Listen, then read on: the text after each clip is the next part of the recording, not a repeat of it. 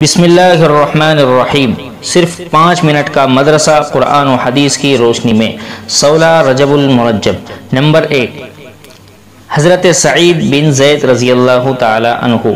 حضرت سعید بن زید رضی اللہ تعالی عنہ بھی ان 10 مبارک لوگوں میں ہیں جنہیں رسول اللہ صلی اللہ علیہ وسلم نے دنیا ہی میں جنت کی بشارت سنا دی تھی۔ یہ حضرت عمر کے بہنوئی ہیں۔ انہوں نے حضرت عمر رضی اللہ تعالی عنہ سے پہلے اسلام قبول کیا۔ وہ اور ان کی بیوی فاطمہ بنت خطاب حضرت عمر کے اسلام کا ذریعہ بنے۔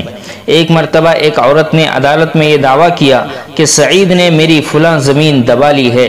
حضرت سعید کو اس سے بڑی تکلیف ہوئی اور انہوں نے عدالت میں حاکم کے سامنے کہا، کیا میں اس عورت کی زمین دباؤں گا جبکہ میں نے رسول اللہ صلی اللہ علیہ وسلم سے سنا ہے کہ جو شخص کسی کی ایک بالشت بھر زمین بھی ظلماً دبائے گا تو زمین کا وہ ٹکڑا 7 زمین تک توق بنا کر اس کے گلے میں ڈالا جائے گا۔ اس حدیث کو سننے کے بعد حاکم نے ان کو بری کر دیا، مگر انہوں نے دکھے ہوئے دل سے فرمایا، اے اللہ، تو جانتا ہے کہ وہ عورت جھوٹی ہے، تو اس کو اندھا کر دے اور اس کی زمین کو اس کی قبر بنا دے۔ اور ایسا ہی ہوا، وہ اندھی ہو گئی اور ایک دن وہ گڑھے میں گر پڑی اور وہ گڑھا اس کی قبر بن گیا۔ حضرت سعید بن زید رضی اللہ تعالی عنہ کا انتقال سن 50 ہجری میں یا اس کے کچھ بعد ہوا۔ اس وقت ان کی عمر 70 سال سے بھی زیادہ تھی۔ نمبر 2، ٹوٹا ہوا پیر ٹھیک ہو گیا، حضور کا معجزہ۔ حضرت عبداللہ بن عتیق رضی اللہ تعالی عنہ جب ابو رافع یہودی کو قتل کر کے واپس آنے لگے تو سیڑھی یعنی زینہ سے اترتے ہوئے گر پڑے اور پیر ٹوٹ گیا۔ رسول اللہ صلی اللہ علیہ وسلم نے اس پر اپنا دست مبارک پھیرا تو فوراً ایسا اچھا ہو گیا گویا کبھی ٹوٹا ہی نہیں تھا۔ سبحان اللہ۔ نمبر 3، نماز میں قبلے کی طرف رخ کرنا۔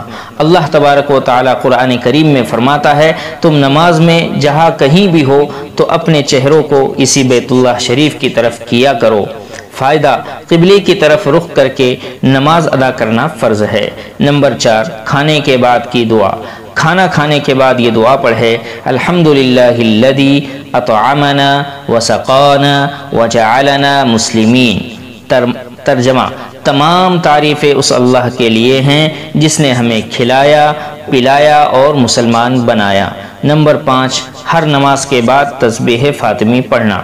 رسول اللہ صلی اللہ علیہ وسلم نے فرمایا، جو شخص ہر فرض نماز کے بعد 33 مرتبہ سبحان اللہ، 33 مرتبہ الحمدللہ اور 34 مرتبہ اللہ اکبر کہتا ہے وہ کبھی نقصان میں نہیں رہتا۔ نمبر 6، کسی پر تہمت لگانا۔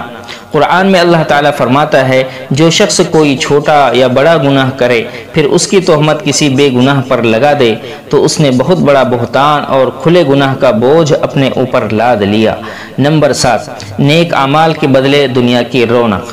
قرآن میں اللہ تعالیٰ فرماتا ہے، جو شخص اپنے نیک اعمال کے بدلے دنیاوی زندگی اور اس کی رونق چاہے گا تو ہم ان لوگوں کو ان کے اعمال کا بدلہ دنیا ہی میں دے دیں گے اور ان کے لیے دنیا میں کوئی کمی نہیں ہوگی۔ یہی لوگ ہیں جن کے لیے آخرت میں صرف اور صرف جہنم ہے، اور انہوں نے جو کچھ دنیا میں کیا تھا وہ سب آخرت میں بیکار ثابت ہوگا۔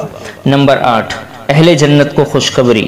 رسول اللہ صلی اللہ علیہ وسلم نے فرمایا، ایک پکارنے والا جنتیوں کو پکارے گا، تم ہمیشہ تندرست رہو گے، کبھی بیمار نہ ہوگے، تم ہمیشہ زندہ رہو گے، کبھی موت نہیں آئے گی، تم ہمیشہ جوان رہو گے، کبھی بوڑھے نہیں ہوں گے، تم ہمیشہ خوشحال رہو گے، کبھی محتاج نہ ہوں گے۔